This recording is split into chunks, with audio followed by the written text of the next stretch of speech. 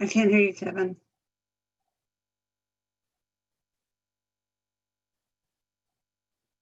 We can't hear you. Charlie, you can't hear us? I can, and now I can hear you. I couldn't hear you before. Okay. Go ahead I and can call the hear roll. you. Okay, Mr. Roby, Here. Mr. Smith, Here. Ms. Drake, Here. Mr. Westfall, Mr. Cook, Here. Mr. Kerberg. Here. Rod, you're here as well? Here, yeah. Okay, Wonderful. got it. Thank you all.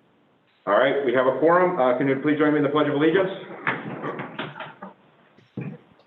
I pledge allegiance to the flag of the United States of America and to the republic for which it stands, one nation, under God, indivisible, with liberty and justice for all. Thank you all very much. All right. So, we will start with a few comments. We have some guests here tonight to honor Tony Manville. We have several special guests with us to honor a very special person in District 202, Mr. Tony Manville, who retired in June as our Assistant Superintendent for Administration and Personnel. Our guests are here in the boardroom with us this evening, and then we'll be leaving the meeting right after we finish this portion of the agenda. We assure the audience watching this meeting online that our guests are socially distanced and wearing masks as required. We thank them for working with us, and we join them in saluting Mr. Manville. So with that, I'm going to go ahead and turn it over to Tom Hernandez, and we will move forward with these awards. Thank you very much, Mr. Kerberg. It's nice to see everybody again. It's been a while since we've been able to do this and celebrate our staff and our students. With any luck, we'll get back to that again real soon. So tonight, we're going to celebrate something very, very special in District 202. Tony Manville, who is, it seems like we built buildings around him. He only led them, but served as a principal, as a teacher, as a coach, over his 32-year career, including 21 years here at District 202. He's receiving 2 awards tonight. Lizzie Westfall, who is also here, and worked with Tony at Plainfield East High School. Nominated Tony for the National Life Changer of the Year Award. We learned about this in the spring when he was nominated. Well, he won. Tony is one of the national winners of this award, and I would like to introduce Kathy Becker, who's going to come up from the organization that gives this award, which is the National Life Group Foundation, to explain a little bit further and then present the award.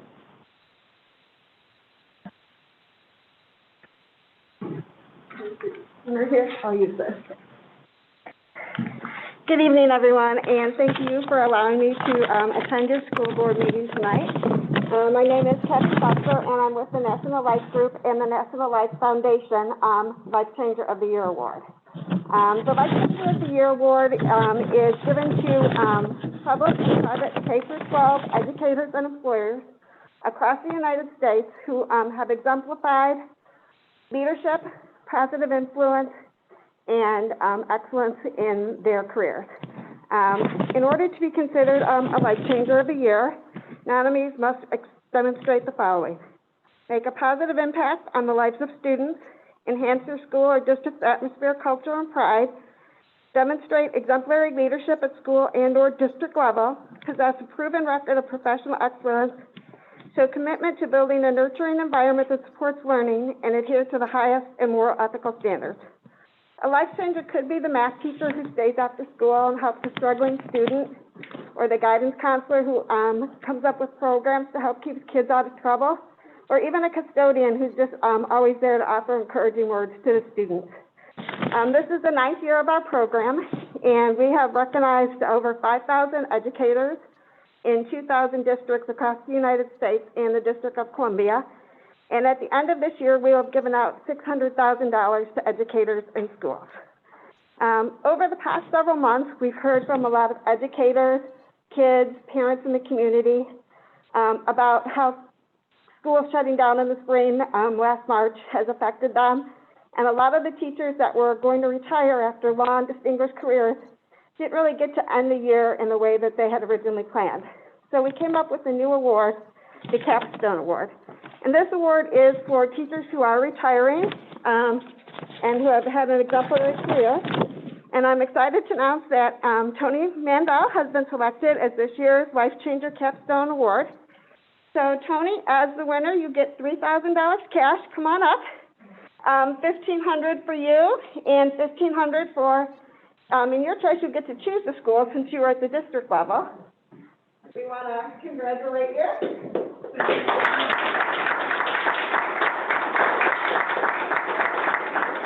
little bit of what Cindy has written, kind of go over his career a little bit here. So Cindy Westfall is who nominated him, and this is what she had to tell us about him. Anthony Mandel is an exemplary educator and leader. He started out in this district approximately 20 years ago as a teacher at the high school level, teaching social studies and psychology. He was also a baseball coach and spent many hours with the students. He then became dean of students, where he could guide students and help them get on the right path. Then Anthony was asked to open up a new middle school as an assistant principal. He did it graciously. He spent countless hours hiring teachers for the building, putting together student desks and chairs, getting the courses ready for the start of the school year, and then when that principal left, he took over the leadership role. After spending 7 years at the middle school, he was asked to open up the new high school that was being built. Whenever a new school opens, there's always some uneasiness and discomfort among the community because students will be moved around to a different building. Knowing the apprehension that the students felt, Anthony did everything in his power to ease tensions and calm nerves.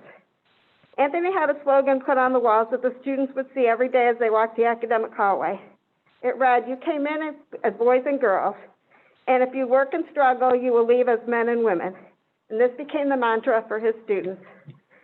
After a while, a new opportunity arose, and Anthony was given the role of Assistant Superintendent of Administration and Personnel, a perfect role for this people person. Anthony made everyone feel like they mattered and were important. He would remind people how important their roles were in the district. And it didn't matter if you were at the very top or at the bottom. Mr. Mandel, everyone mattered to him. He would say, "Without you, this wouldn't work." His nominator, Cindy Westfall, had said, "Mr. Mandel will be deeply missed by so many. He has touched thousands of lives in his career. I know he has made a long-lasting impression on many students across the district." So many students would come back from college and they would want to tell him what they decided to do in life. And they always said, "Mr. Mandel, I thought of you when I decided to do this." He has shown many people the correct way of treating others, which is with respect, no matter who you are. A handshake, a pat on the back, and a smile goes a long way. So thank you very much for your service.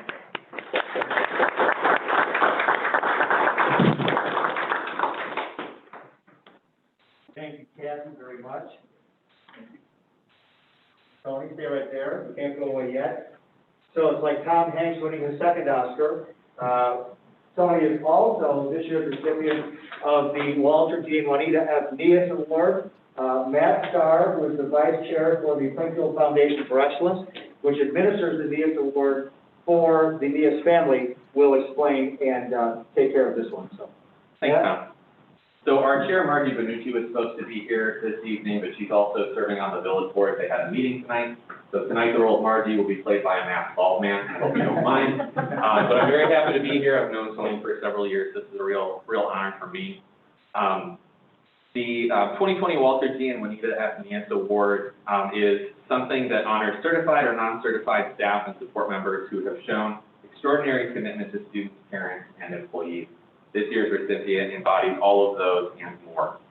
Tony Mandel, who retired in June of this year after 32 years in public education, including 21 years with District 202, belongs to his family once again, but we preferred it when he belonged to us. Mandel taught social studies and psychology and coached baseball for several years before opening and leading several District 202 schools during a period of extreme growth. Mandel came to District 202 in 1999, served as assistant principal, as was said, for a year, then principal for 4 years of Droughton Point Middle School before opening Plainfield East High School in 2008, which was no small feat. He also served as assistant superintendent of administration personnel from 2016 to this year, which is the capacity that I got to know him. He stood out among his peers for his vision, integrity, patience, and commitment to and rapport with students. Our district is losing a giant this year, but his impact and legacy will remain for years to come. So I want to congratulate you, Tony. This is very well deserved.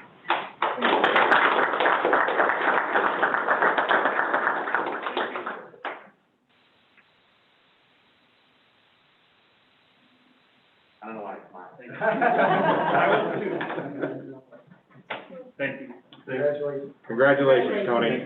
Very well deserved. I would say on a personal note, Tony's heard this joke many times, but it's totally serious. Both of my daughters went to Plainfield East. Tony was their principal. My oldest daughter was in the very first graduating class. My youngest daughter 2 years later. They both still like Mr. Manville more than they like me. Absolutely true. So Tony, thank you very much for what you've done for me and my family as well, for all of our families. Thank you.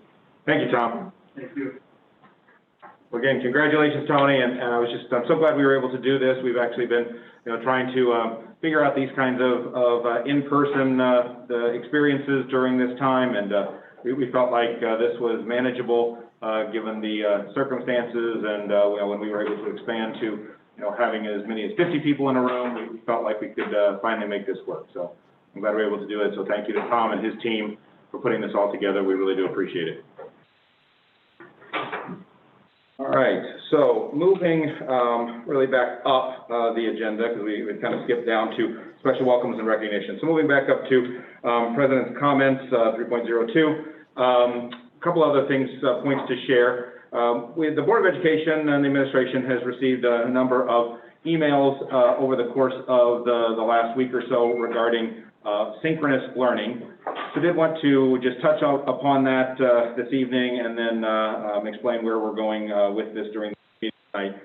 As we have done since March, we encourage community members to submit comments via the public comment email that is established. This week, most of those comments centered, as I said, centered on the concerns about our remote learning plan meeting state requirements for synchronous learning time.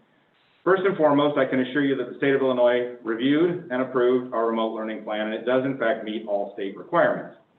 A little later on during tonight's meeting, Dr. Glenn Wood, our Associate Superintendent, will explain the plan and hopefully help eliminate some of the confusion and concern around this topic and give everyone some greater clarity regarding where we will be as we open school in 2 weeks. So thank you again for allowing me to move back around in the agenda a little bit. We will jump down now to board salutes. If there are any board salutes, we can take those now. I'd like to salute to Mr. Graper and Plainfield North Student Service for all their dedication and hard work during the loss of one of their students. And that opportunity to talk to Mr. Graper and what he was doing with the staff. We appreciate the extra steps they took to meet the students and talk to parents and so forth. Very good. Very proud of it. Thank you, Bob. Appreciate the time it took to learn that and to share that. I'd like to echo that. I think it's, when it's something like the tragic occurs, it's always challenging, but for our staff members at Plainfield North to go above and beyond over the course of times when they didn't have to be here, that's commendable. So I'd like to just echo what Bob has said. Thank you, Mike. Appreciate that. Any others? Other board salutes? All right.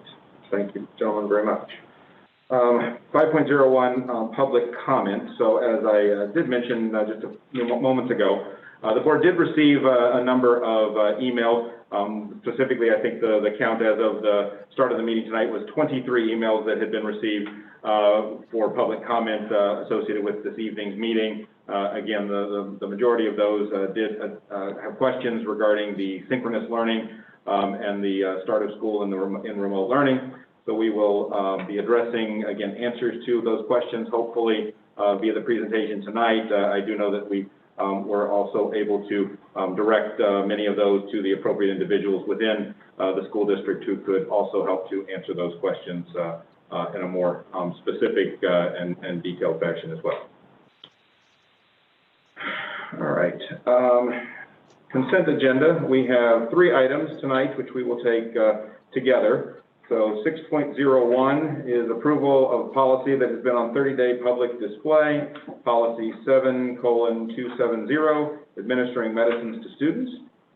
6.02, approval of the regular session minutes of July 15th, 2020, from the Committee of the Whole meeting, the regular session minutes of July 20th, 2020, and the special session minutes of July 23rd, 2020, and July 27th, 2020.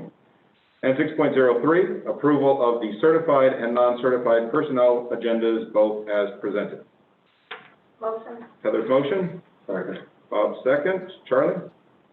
Mr. Smith, Yes. Ms. Drake, Yes.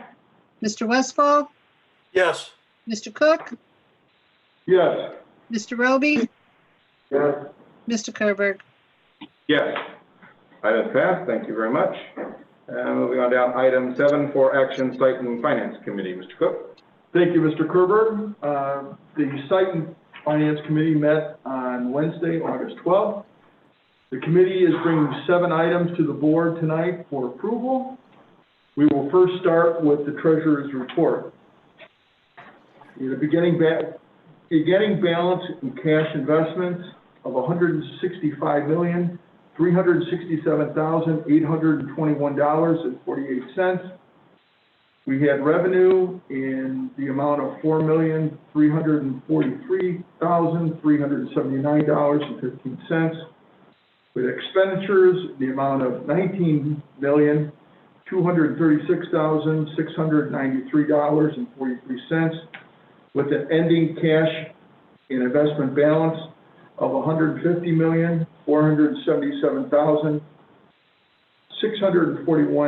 $150,477,641.57.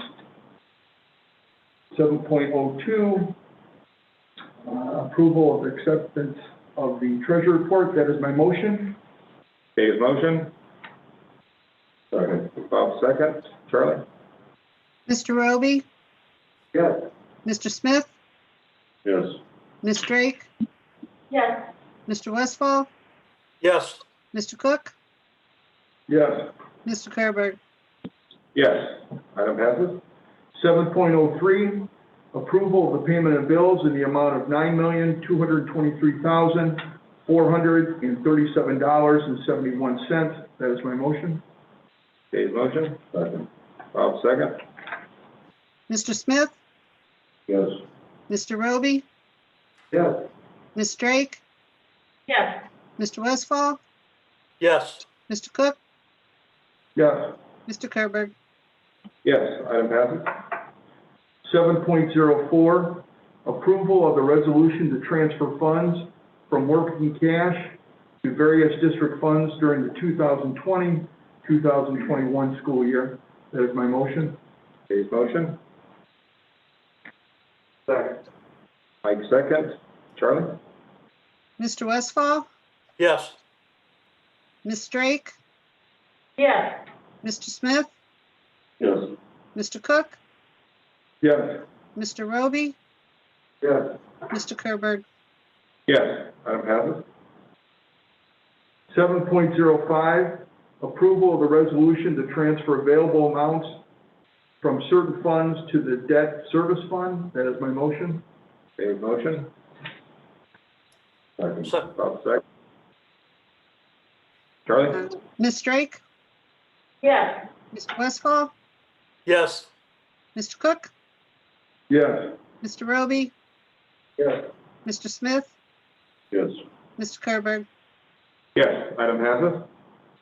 7.07, approval for the Blue Cross Blue Shield of Illinois medical benefits, Delta dental benefits, and standard life insurance benefits for the January 2021 through December 2021 to be paid by budgeted funds. That is my motion. Dave's motion. second, Rod second. Charlie? Mr. Roby, Yes. Mr. Smith, Yes. Ms. Drake, Yes. Mr. Westfall, yes, Mr. Cook, Yes. Mr. Kerberg. Yes. Item passes. And just as a real quick, Dave, just a point of order, 7.06, we did not skip that. We are actually not going to have that for approval this evening. The agreements are still in development, so that will be shifted to the agenda for a later meeting. Thank you, Mr. Kerber. Moving on to 7.08, approval of the installations as submitted. That is my motion. Dave's motion. Second. Bob second. Charlie? Ms. Drake, Yes. Mr. Westfall, Yes. Mr. Cook, Yes. Mr. Roby, Yes. Mr. Smith, Yes. Mr. Kerber. Yes, item passes. 7.09, approval of the acceptance of donations as submitted. That is my motion. Dave's motion. Second. Bob second. Charlie? Ms. Drake, Yes. Mr. Smith, Yes. Mr. Westfall, Yes. Mr. Cook, Yes. Mr. Roby, Yes. Mr. Kerber. Yes, item passes. That is it from Site and Finance. Thank you, Mr. Cook. Item 8, for action personnel policy administration. Mrs. Drake? Yes, thank you, Kevin. Personnel Policy and Administration Committee also met this past Wednesday.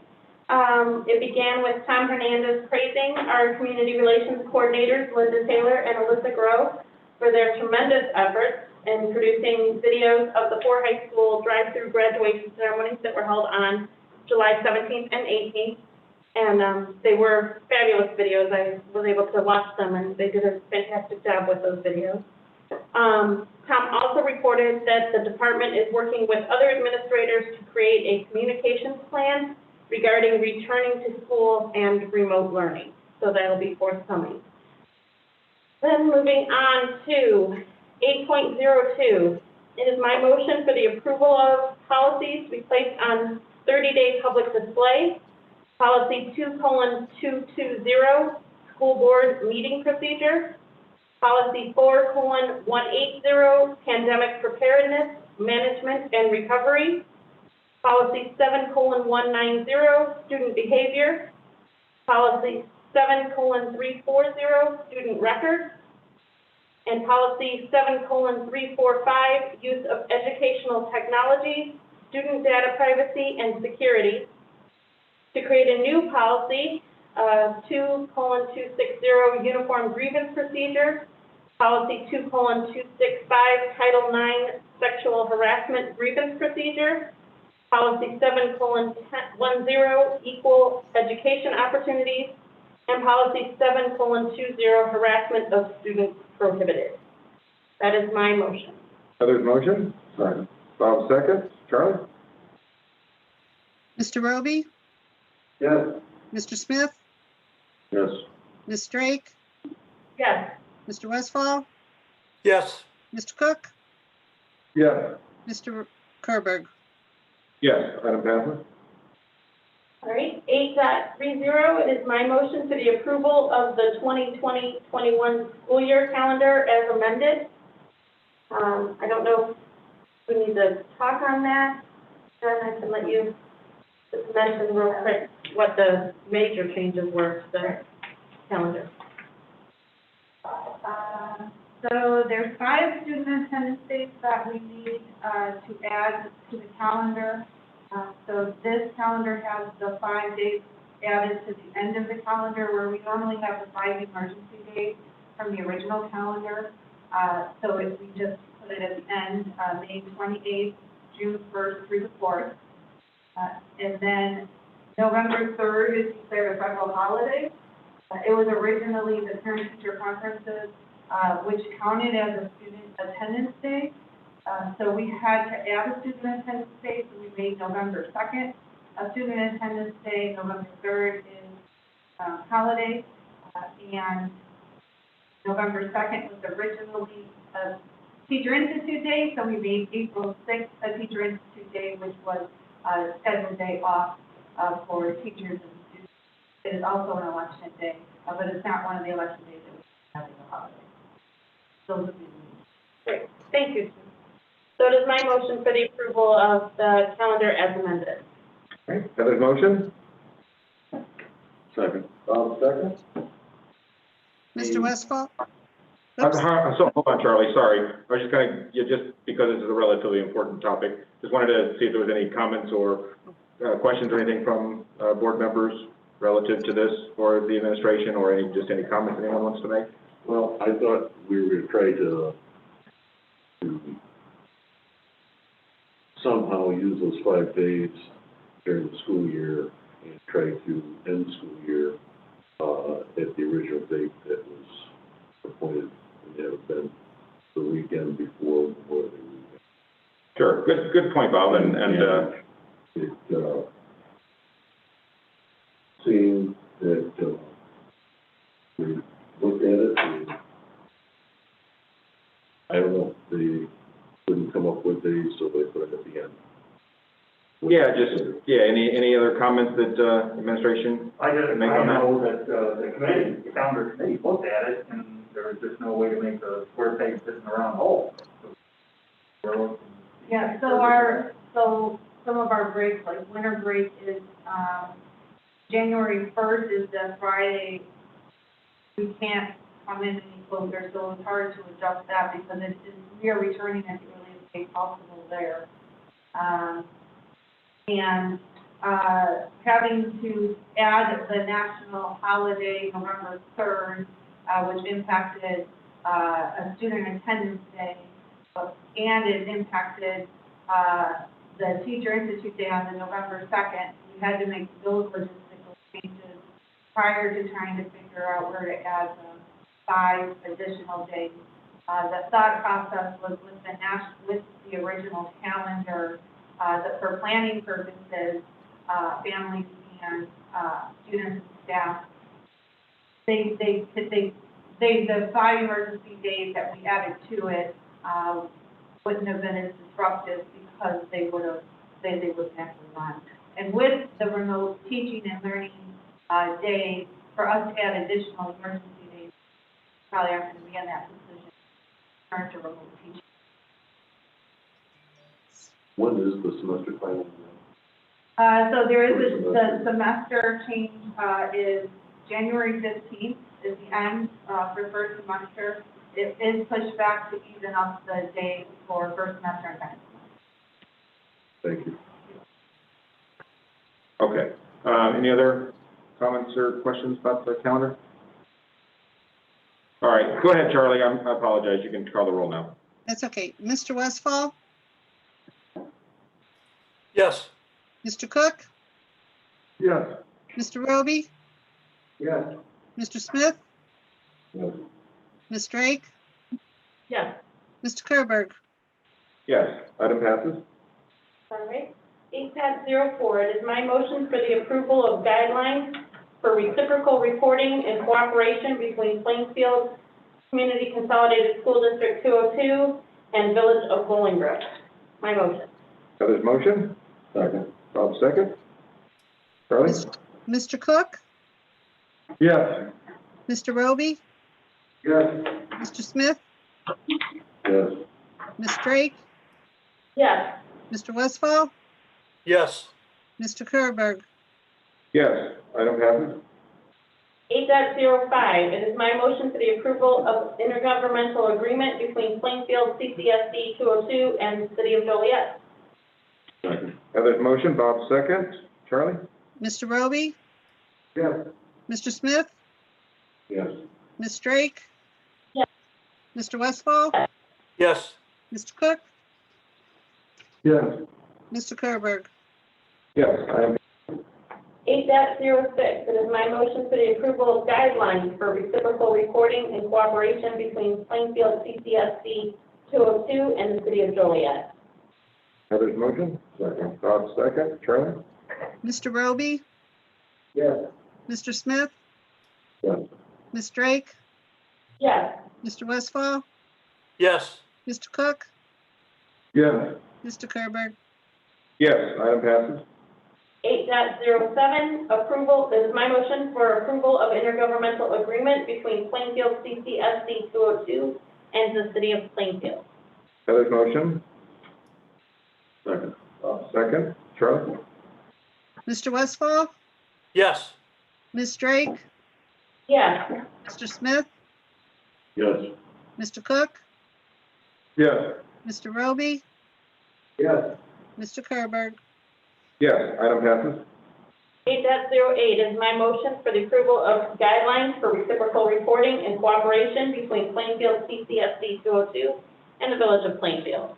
Heather's motion. Second, I'm sorry. Bob, second. Charlie?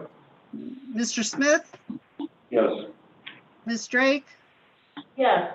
Mr. Westfall, Yes. Mr. Cook, Yes. Mr. Roby, Yes. Mr. Kerberg. Yes, item passes. And 8.09 is my motion for the approval of guidelines for reciprocal reporting and cooperation between Plainfield CCSD 202 and the Village of Romeoville. Heather's motion. Second. Bob, second. Charlie? Mr. Westfall, Yes. Mr. Cook, Yes. Mr. Roby, Yes. Mr. Smith, Yes. Ms. Drake, Yes. Mr. Kerberg. Yes, item passes. And that is everything from our committee. Thank you. Thank you, Ms. Straight, appreciate that.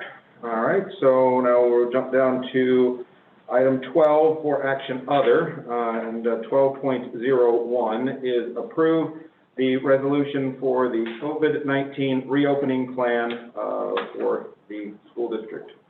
Can I get a motion? Motion. Heather? Second.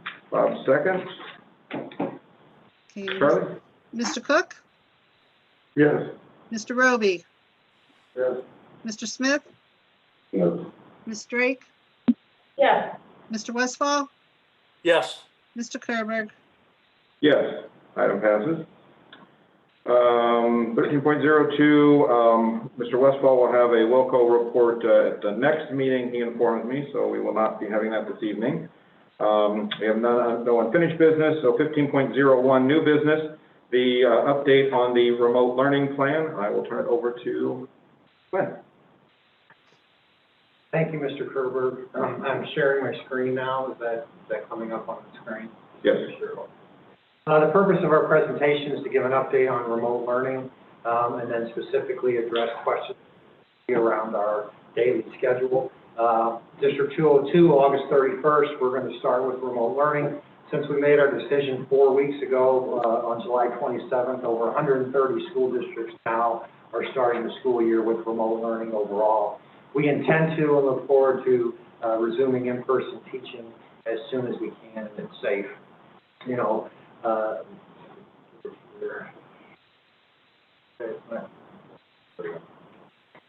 know, health and safety is our priority, as we've always said from the beginning with that. We have talked about considering bringing back younger students with greater learning needs at an earlier time, special education, ELL, or our youngest learners. That's been a focus for us as we continue to go through. Just to give you an overview of our calendar and kind of what has happened and where we're going. August 31st is our first day of school. This week is or last week was our new teachers. We had shared building rosters and schedules with families last week, which caused some of the questions. Today was our first day of New Teacher Institute. Mr. Hernandez is going to share a community relations FAQ statement after the conclusion of this meeting. You can see this week is really planning for teachers, handing out materials and computers to families, and we will continue to do that next week. And then next week, we really will ramp up our professional development for our families. All these links have been posted for a while for families and students, but we're really going to put them out there so they know how to access our computers so they can hit the ground running August 31st. Our partners are these, and where we get direction. Illinois State Board of Education, IDPH, State of Illinois, CDC. This guidance has shifted. Even last week, IHSA gave us new guidance. CDC gave school districts new guidance. And then really our focus has been on the guidance from Illinois State Board of Education, which was July 23rd when they had given us this recent guidance. Previous to that, it was June, middle of June. The 5 hours, two key points from these learning recommendation are 5 hours of instruction, which includes, or 5 hours per day, which includes instruction and schoolwork. And then the big point, which was brought up by our community members, which is new within the guidance from ISB in July, is 2 hours per day of synchronous learning with real-time instruction and live interaction taking place. And that's the recommendation from ISB. The requirement is 5 hours. The recommendation is 2.5 hours of synchronous learning. That's where the questions have come from the community, and we will try to clear that up today. A few things overall. You know, a common concern is related to, will remote learning be better than last spring? And just to give you an idea of things that have happened this summer, we've had over 7,700 people involved in professional development. Now, we have 1,900 staff members, so that means people can go to multiple sessions over time, which they have done. But we've had 7,700 individual professional development around how to implement remote learning in Google Classroom. We trained our 100 new teachers last week on that as well. So there's been a lot of training. The computers, as you know, we start this week, but then into next week, we are passing out 22,000 computers. And kudos to our tech team. Those computers are actually in the building today, ready to be distributed as we go through that. So we've really improved our infrastructure and our technology. The other component of it is we have our textbooks and materials. We really believe, and if you've been to our schools and you've seen some of the Twitter accounts and things that are there, our schools have done a great job of just putting together a stack of materials that they're going to give to our students that should make them more prepared. And then the other is summer school. And so what's happened is over the summer, we have had 3 remote learning programs already that were pretty successful, I would tell you that. Starting with ESY, we had 700 students take ESY, and these are students with significant needs and supports, and we delivered that program remotely. Kudos to Mina Griffith, Cheryl Phillips, and all her staff. But we had 700 students in ESY. We had 880 students in high school summer school remotely. And then we had 80 students in our ELL summer school, K-12. So you're talking over 1,500 students that were involved in a remote learning program over the summer, and our staff did a fantastic job. So we believe just with these things in itself, our plan is going to be much stronger and much better. Just as a reminder, attendance, they have to check attendance every day. Grades count. Our primary platforms, and this is where we talk about professional development for families again. We want to make sure that parents and students can access Home Access Center. We use our email platform and then Google Classroom. And so those are things that are the expectations and the systems that we would use. To go back to 2.5 hours and really the question that we have around synchronous and asynchronous learning overall, and these are just general definitions, but synchronous, which is the big question, the minimum of 2.5 hours recommended. It's learning that involves groups of students that are learning at the same time. And, you can see examples, instant messaging, live chats, video conferencing, those are some type of examples. The asynchronous part is really, using online resources to facilitate information that's there. Really focus on course management systems like our Google Classroom and other pieces, discussion forums, and reading articles. Just to make sure that we kind of understand it even more, the synchronous is when students engage in activities at the same activities at the specific date and time, and it requires everyone to be scheduled for the event. Whereas the asynchronous, students can be engaged really at any time, and they contribute at their own pace as they work through that. So that is our difference, like we had said, is the state had given us recommendations related to 2.5 hours of synchronous learning. Our remote learning plan, and Mr. Kerber had mentioned, does cover both of those pieces of it. This is a sample preschool schedule, and this will go out in Mr. Hernandez's update. It's FAQ, so families will see this. You can see it's a sample schedule. Each preschool program does it a little bit differently, kind of based on their needs, but this is to make sure they cover this content from 9 to 11 at our preschool. The elementary sample schedule that we have here, this is the one that was approved by the ROE, which talks about instructional time that's in each subject area that's there, and it breaks out the day overall. The challenge that has been is that taking this schedule, which makes sure that we cover everything that we need to, but then also making sure that we can access families who may not have a computer. So really what had happened is we had put out a schedule, this one, I know you may not be able to read that great, but this was on the back of the handout of our remote learning plan. This is a Zoom schedule that really tries to make sure there are no conflicts so individuals can access online synchronous things at the same time.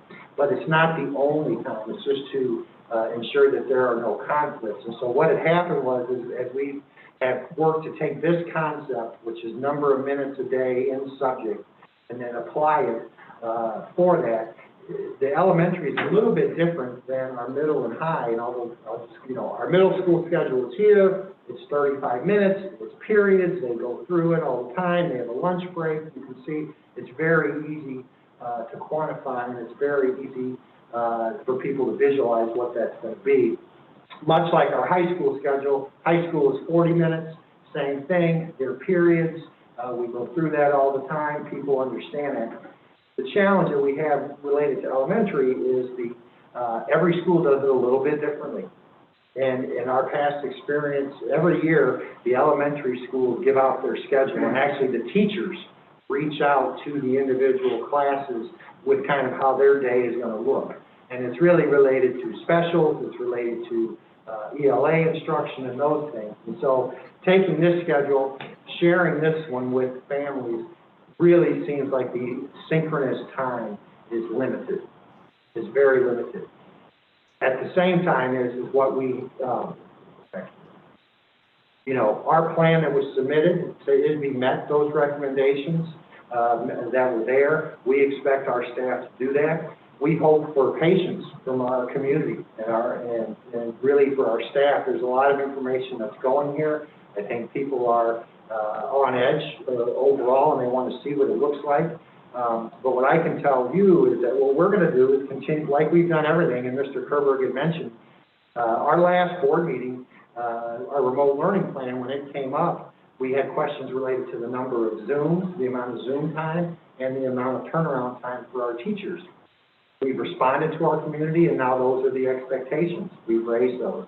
So what we will do is monitor this. We will work to make sure we have clear communication with our buildings. But then also, and I'm just going to go real quick to a calendar here, is we do plan to survey our parents, staff, and students September 14th. That's 10 days of instruction. So that week we plan to survey our stakeholders to see what we can continue to do differently as we go through that. So you can see, just a general schedule overall. Are there any questions before I go to the last portion related to the preschool schedule, the elementary schedule, anything we could clear up? What are you hoping to find out? Surveyed staff and students and parents. We want to find out what's working and what's not, and how we can help all of those groups more. Because what happens is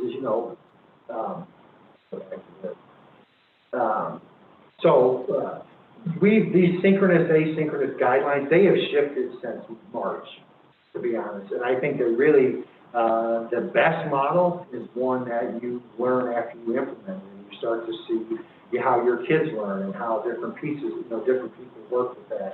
So we want to tweak our model if necessary. One, if we're not meeting expectations of any of those groups. Then two is how can we make it so that our system works better. That's on the lifetime with teachers. Yeah. And maybe it's just me that's confused, but when you look at let's start with what I think is the easiest to understand. Look at the high school schedule. Yep. They've got 7 periods where they have classes with teachers. Yep. So each student will have contact time with each teacher every day. Correct.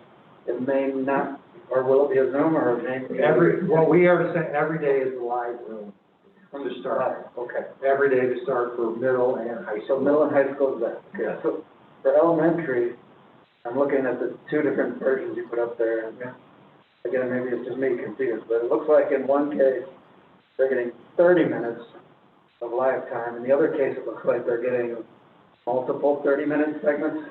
That's the plan, is multiple 30-minute segments, and we were trying to avoid conflicts for kids who didn't have computers, so they could guarantee a whole group piece of it, you know. And just one thing, Mr. Roby, I know, you know, so our high schools and middle schools, every day they're gonna do a live Zoom here, so at the end of the week, it's gonna be 30 live Zooms with their staff. We'll, you know, that's the expectation. We'll take the feedback that we have.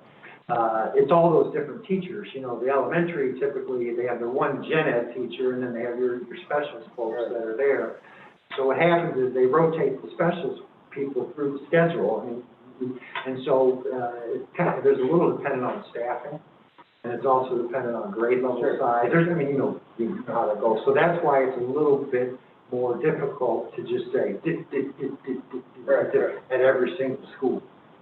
But in general, so I'm understanding it right, I think this is where some people seem to have confusion as well. It's not just 30 minutes. No, Okay. no. Yeah, maybe, Ben, if you can pull that back up, the one that I think, to Mike's point, caused all the confusion. That specific document that I think was shared out, from our elementary buildings to folks, and again, based on the emails that we've been receiving, I think that's what continues to be referenced. And, you know, and I think, to Mike's point, that's exactly what, caused the confusion. And then, Mike, I was gonna ask the exact same question for clarification, so you know, I'll just maybe emphasize again, just because I really want to make sure we're getting this really clear for the community. So, you know, your goal with this was to allow that unopposed time, so to speak, so that each grade level had that unopposed time, so that you wouldn't have a family who would have a kindergartner, a second grader, and a third grader all on at all of the same times. At least there would be a 30-minute period each day where it would be guaranteed that that parent could focus on their kindergartner for that half an hour, and they could focus on their second grader for that half an hour. But above and beyond that, there will be additional synchronous, real-time learning and teaching that will be taking place from our elementary teachers to our elementary students throughout the day. That goes beyond just that half an hour. Yeah. And if I could say one thing, it never, and maybe we as a district packaged it poorly or communicated it poorly or could have given multiple examples, especially at the elementary level, because that's where it seems the questions are, to illustrate that it never was intended for 30 minutes bare minimum only. The plan was never designed or thought about. I mean, we had teams of teachers, teams of elementary building administrators at the elementary level working on this elementary schedule, C&I department, and many hours. I mean, more than, you know, I can keep track of. Glenn might know exactly, but multiple, hundreds of hours put into developing the schedule. And again, maybe we could have presented several different examples, but it was never intended for just a bare minimum of 30 minutes at all. I mean, and Dr. Wood's point about surveying our community as we get into the school year here, you know, there's kind of an old saying that the only bad plan is a plan that can't be changed or modified. And I do anticipate, based on the results of those first 10 days, there's going to be some modifications. Hopefully, it better not be wholesale substitutions and changes, but tweaks along the way that enhance it, make it more effective for delivery from our teachers and staff, and more effective on the receiving end for the students, because that's the goal. To follow up on that, I think, you know, a lot of this was more about how it was communicated, not what is in the plan. What is the expectation from you all for our teachers, and what our teachers' expectations are for how they're going to deliver their instruction. It was about a communication piece that probably could have been much more improved in terms of how we shared this information out from, to our community. And then I guess the follow-up to that is then, what is the plan for how this will be communicated to individual families for their specific situations of their students?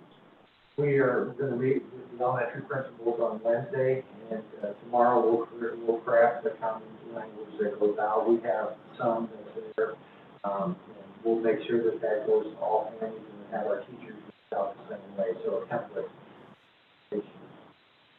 And also, as Dr. Wood mentioned earlier, out of community relations, Mr. Hernandez's FAQs, this information will also, at least at some level, be referenced in that. But certainly, parents and community members I've heard from, and when I've gotten back to them and included the building principal on my responses, and then that building principal has had a conversation with the parents to be able to explain it a little bit further, I'd say 90% of the time it's resolved at that level. It just needs a little bit more or different explanation than what we put out there initially. And part of that, and not to make any excuses, but, information is changing so fast, whether it's from CDC, IHSA, ISD, and we're trying to push out that information so fast. Sometimes we don't always think as clearly maybe as we should for all the different populations, all the different learning styles that adults have to effectively communicate the accurate message. So we need to take that under advisement for sure. And I think one piece too, we've heard, I think from some in the community that maybe all teachers weren't necessarily as, didn't understand the whole plan fully as well. And I guess maybe if you all can just, is that more just we got what, 1,800 certified staff, and we're trying to roll out all this training to them on a variety of different issues and items, and this is part of that process to make sure they're all up to speed? Yes, I believe that's part of it. We don't want to make excuses, though. I mean, we need to do better with this communication. It's a tough time. I mean, everybody's, very sensitive and really wants a great experience for them. So anything that causes, confusion or chaos, we just need to do better. I did want to highlight one thing related to the high school schedule and Wilco. So Wilco, they have 5 school districts that they work with overall. They are using Google Classroom, which is our management system, so our kids will be able to log in there. They are trying to schedule hands-on experiences for those kids at least once a week. They're trying to coordinate the 5 different districts. They just received Lockport and Lamont's schedule last Thursday or last Friday. So tomorrow I should have a better idea of Wilco, what that can mean for our kids on getting hands-on experiences if they want it, if they wanted to do that. Yes, and just one more thing on Wilco. Ourselves, Valley View, were the 2 largest districts as far as students enrolled at Wilco, who send to Wilco.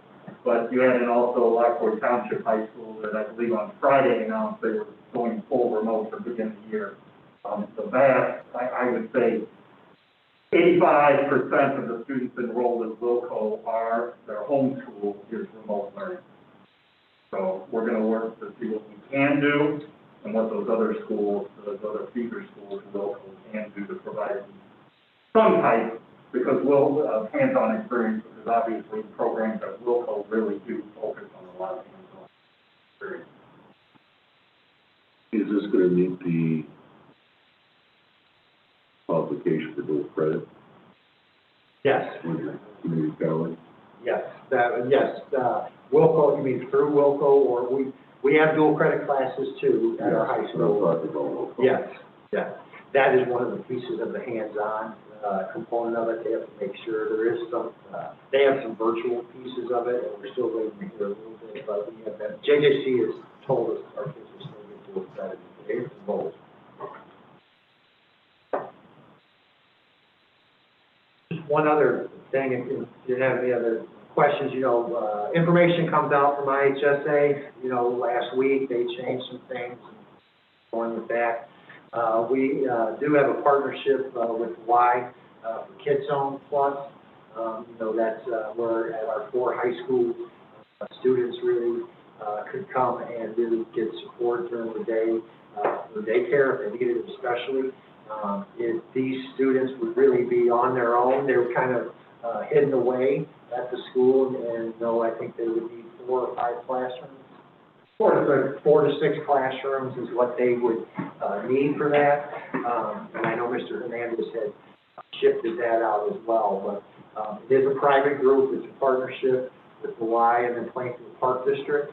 And we thought it'd be a good opportunity for our families. So I don't know if you have questions on that or.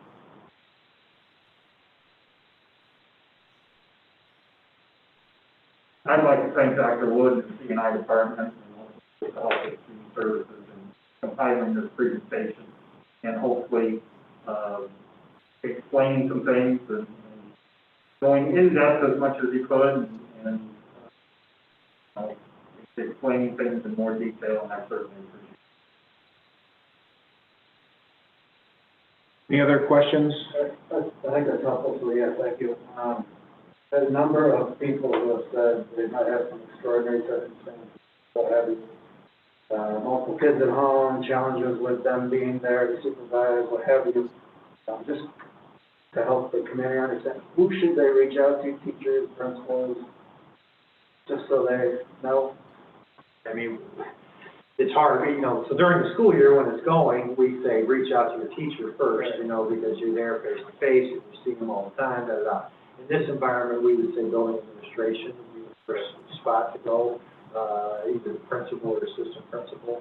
That would be the first person to go to. Particularly in just the rollout, we gave this, we need to do better. I would just say that. Thursday, the schedules went out, new teachers came in on Monday, so even kind of to Kevin's point, the information that everybody's taking in is really a lot at one time. So I think it would be tougher on our teachers at this point, at least this week, to deal with that. So building administration should be their first point of contact until school starts. And just one more piece, I guess. So what are the processes in place for, in the cases specifically of elementary students, I would think that because of child care situations may not be able to log on during our synchronous 2.5 hours or more of synchronous learning during the day. What processes are in place for just those families to still take care of the education thing? So our plan K3 was approved without any computers. That was part of it because that's where we were going for that. And so what happens is they can access on a different device. They can access on their phone or a parent's phone as well. They will have the materials that are available there. There was some hope that they could share a device with their family members as well. Even though we're passing out 22,000 computers, it's about 15,000 distinct addresses, so there's overlap with that as well. And they continue, now we have computers 4, 5, our special populations, K3, pre-K3 rather, last of those pieces of it. That's it, the live synchronous component of it that's there. So I know I have Tammy too, online for elementary. She could kind of give a list of more specific activities if you would like those. Well, I'm just thinking, they come home 6 o'clock at night and then they start. The family that then, finally we've gotten through dinner, mom and dad are home from work, they picked up kids from wherever they're at during the day, but wherever they are, they're not able to log on to the synchronous time. Now we got to do work. Are there going to be recorded things that they will be able to log on and watch recorded lessons? Are there opportunities where, they'll be able to, have, some level of technology support, but yet, not doesn't have to be paper pencil, I'm not necessarily thinking. I'm thinking, families that have technology, but they just can't connect during the day, they have to connect at night. What kind of supplemental pieces are we putting in place for those? Yeah, no, that is and I think that's the whole thing as we go through the model, is we do have families like that. We want as much recorded video as possible, and I think that was another part of the schedule. A lot of people saw the recorded stuff, and that hit a nerve, because it wasn't the live synchronous component of it. We have told all of our staff, principals, elementary teachers, middle, high, everybody, get very good at taping lessons. of yourself, so we can have a library of lessons that really across the district to access those types of describing. Overall, our help desk will be open, I believe it's 8 to 5, for technology, just so you know, I'll double check that. So they could be able to access them that way.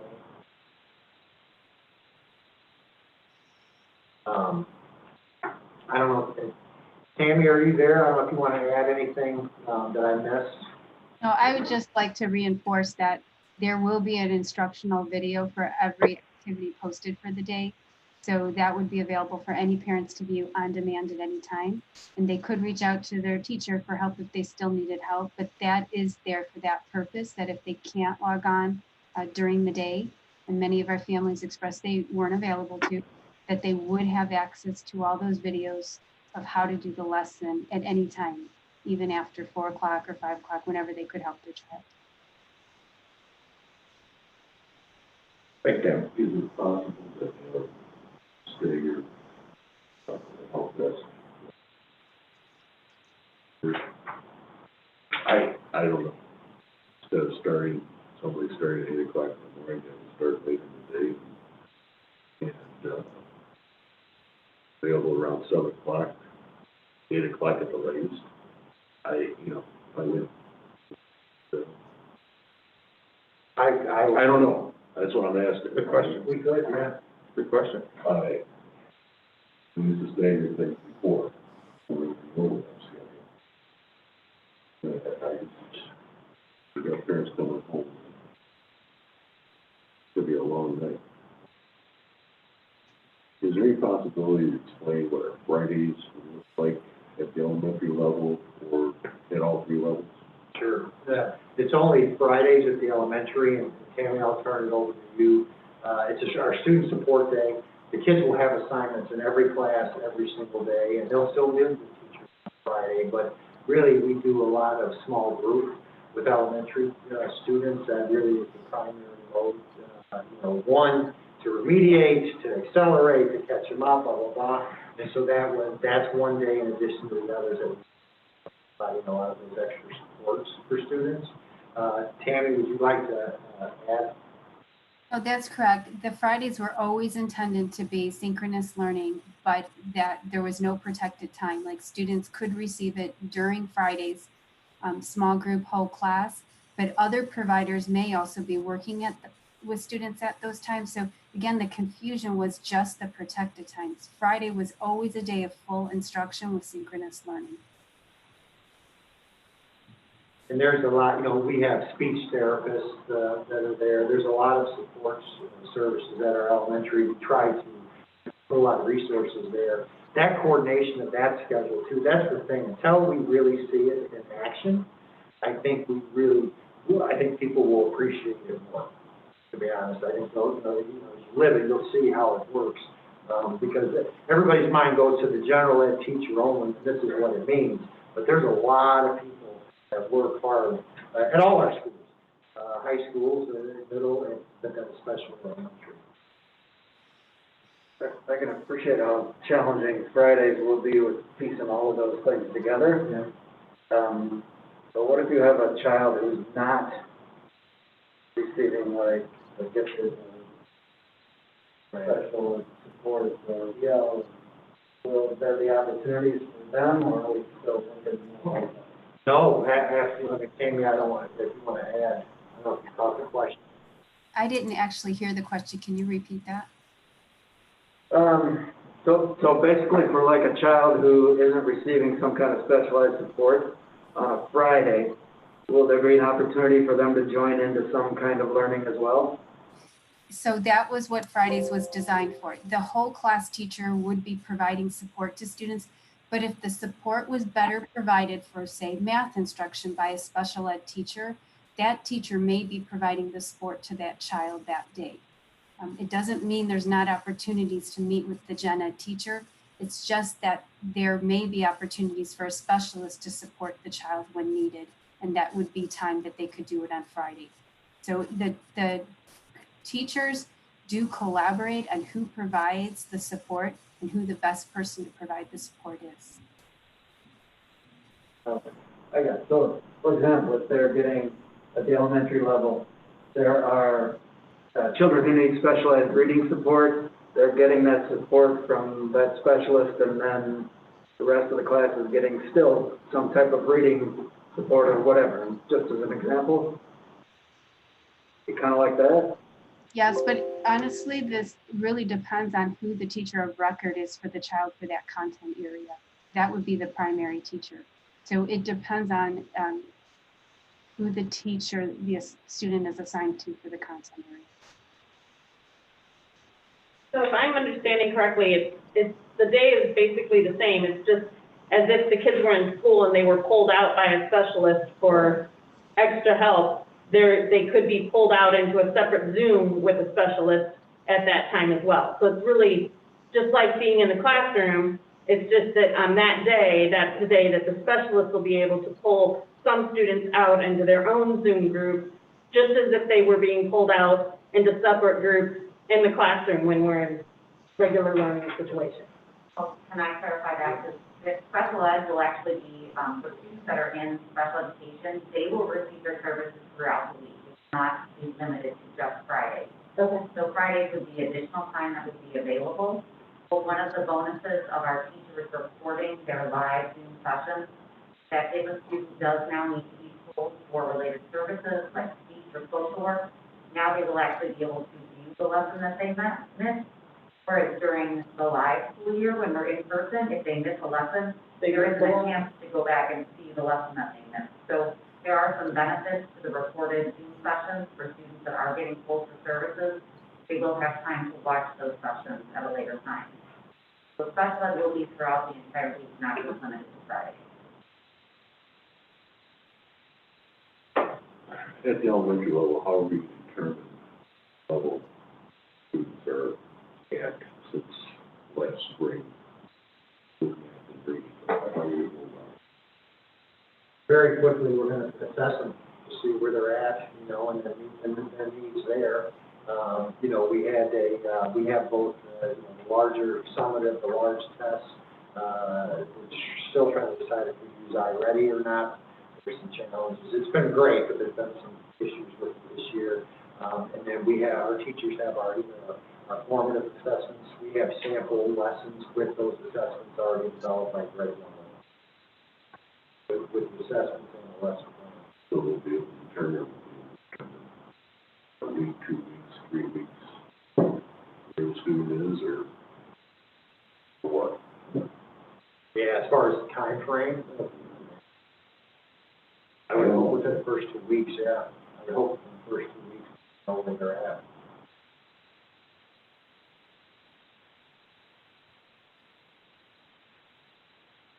And how are we handling attendance?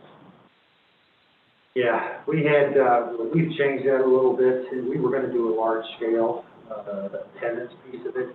Really, recommendations from our high school principals was to take attendance every period, every day, which wasn't what we were going to do, but we are now. And we're going to ask middle school to do the same thing. Elementary, they typically take attendance one time a day, just in their normal life. We're going to ask the classroom teacher to take the attendance and also at the end of the day have checkout, just so we know how they've done. The checkout part, that would cost, that may or may not be with the teacher, that we haven't finalized that. And I guess getting back to my other question then about those families who can only log on in the evening, how are we handling it for those families so that they are, you know, don't feel like they've been counted as absent? Yeah. I don't know if I'm going to tell everybody how we're going to do that attendance piece of it, but we have. As long as you thought that through? Yeah, just as far, yeah.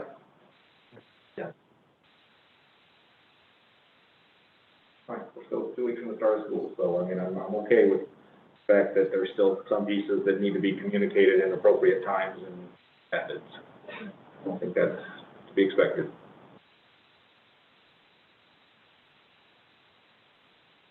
Any other questions? The board, Rod, did you have anything?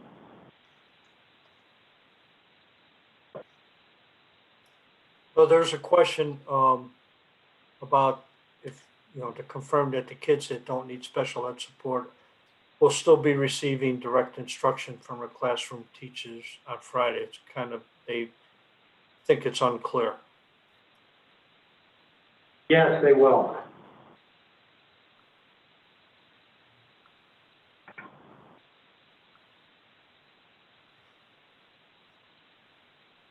All right. Anything else? Well, thank you, Glenn. I think this has been very informative and you know, quite helpful to see where we are with things from our perspective. Thank you, Lane, as well.